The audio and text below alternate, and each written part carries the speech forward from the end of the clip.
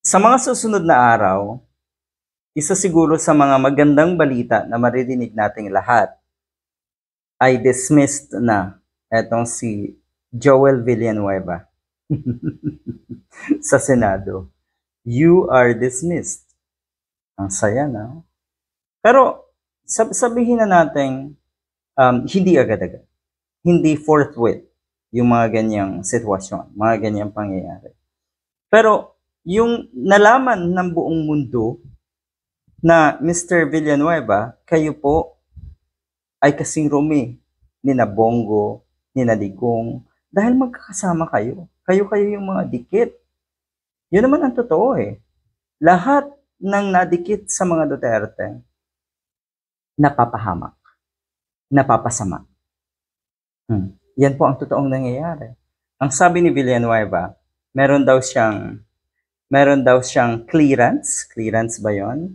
Inilabas natin si Villanueva, ang umano nga ay clearance ng ombudsman na may petsang September 9, 2025.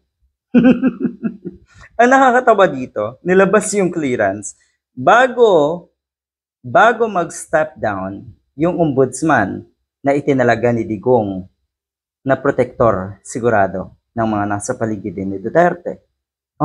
September 9, 2025. Kailan lang. Bago mawala sa pwesto ang damuho, ang dating ombudsman, naglabas ng clearance para kay Senator or kay Villanueva.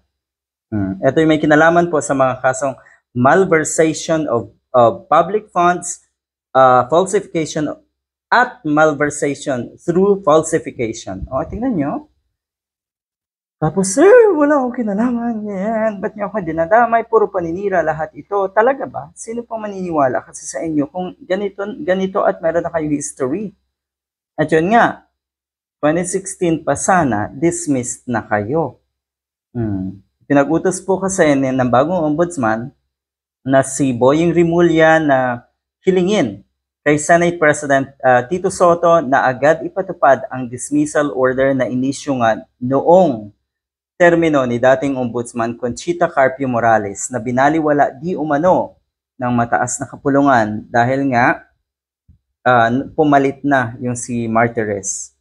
Yun ang nangyari. Ngayon, ang pagkakaalam din natin, kahit daw meron ng clearance etong isang ito, pwede pa rin buhayin muli etong dismissal order na ito ng bagong ombudsman. Yan lang.